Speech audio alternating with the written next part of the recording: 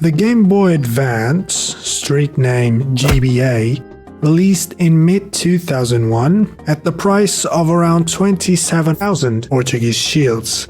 That's around $100, which nowadays is around nothing because owning things isn't really a concept anymore.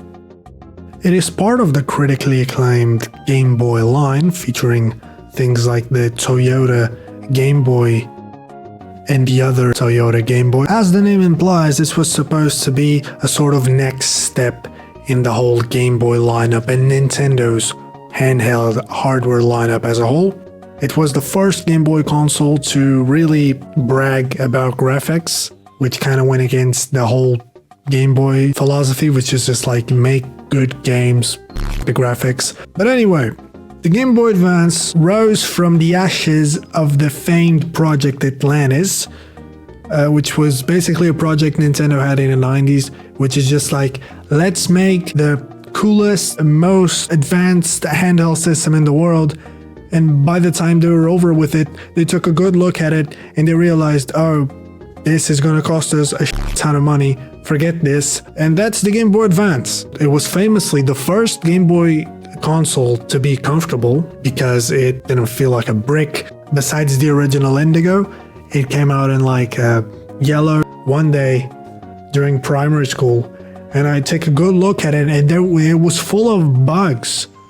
There are no holes. I mean, there's like a pretty big hole in the back. I don't remember what happened after that. It stopped having bugs. I think they just left. But that's because it was transparent. Imagine having to deal with all this in like a opaque color. I would have shit my pants. Bunch of pretty good games that are still adored to this very day. The most critically acclaimed ones would be like the Pokemon games. Then we had Zelda. We had a good amount of Zelda stuff in there. We had an F-Zero title, which was absolutely my childhood. That's one of my most played games ever. We had a Mario Kart, first Mario Kart on a handheld system. Then that's like where Nintendo's sanity ends, because then they just start going crazy. They make a Yoshi game where you move the whole system around. You have remakes of the classic Mario games, but the actual classic Mario game was built like shit. And all of them had Mario Brothers for some reason. They really tried to sell that game like 20 years after it came out. You had Sonic Advance, best Game Boy Advance game probably like 1 or 2 or 3, one of them. And the Tony Hawk. Who the hell put Tony Hawk in there? That's crazy. Someone should make a video about that. If you search Game Boy Advance like on YouTube or something, you never see the normal thing. You would see the Game Boy Advance SP, the clamshell one, the first commercially successful Game Boy to have a backlight. It only took them like 14 years to do it. And that one sold like hotcakes. Everyone had one, except me. Then we had the Game Boy Micro. It doesn't make sense. It came out after the DS, only plays GBA games. It's small to the point where it's almost uncomfortable, especially because it has like those sharp edges.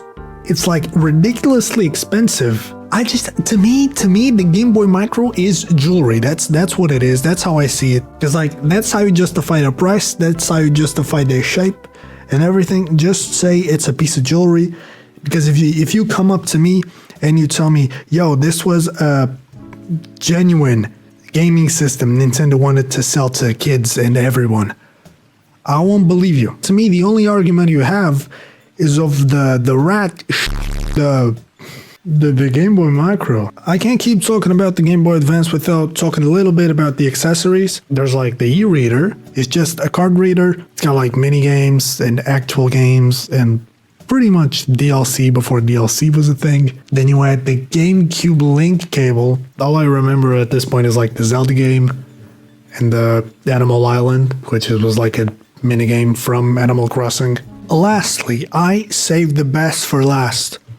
We got the Wormlight. It's not just the funkiest looking accessory, it's also the most important accessory. You wouldn't get this item, this product, just for the fun of it. No, this was a necessity. That Wormlight was my life to me. I still remember like the viewing experience was terrible. As a kid, it was pretty good. I was too lucky as a kid, I swear to God. When I wasn't lucky, which is the sad ending to this video, is when I lost my Game Boy Advance and I didn't find it again. I lost my Game Boy somewhere in school. That kind of hurt because I had my Game Boy for a long time. It was like 8 years of my childhood. To finish this video, I'll let you in on a very important piece of advice. 2 holes on its left side or right side, I don't know, it's been a long time, for you to put a lanyard in. Do that, please. If I'm showing the photos, there probably is a lanyard in there. So here's my next piece of advice. If you put a lanyard on your GBA, use it.